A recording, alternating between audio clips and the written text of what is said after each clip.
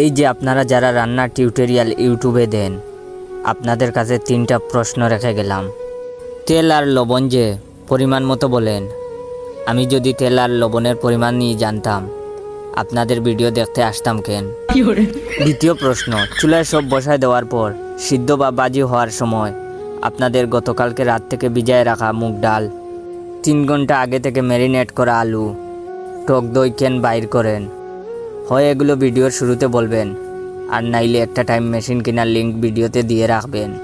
তৃতীয় প্রশ্ন, ভিডিওর টাইটেল সহজ রেসিপি লিখে কেওড়ার জল, বারিস্তার সাথে ব্র্যান্ড করা টক দই, কাসুন্দি, হিমালয়ান সল্ট, উত্তর মেরুর বরফ, মঙ্গল গ্রহের মাটি, এসব কেন যোগ করতে থাকেন? যার যার মনে আমার মতো একই প্রশ্ন, তারা অবশ্যই আমার এই ভিডিওতে লাইক, কমেন্ট, কপি লিঙ্ক করে দিবেন। ধন্যবাদ।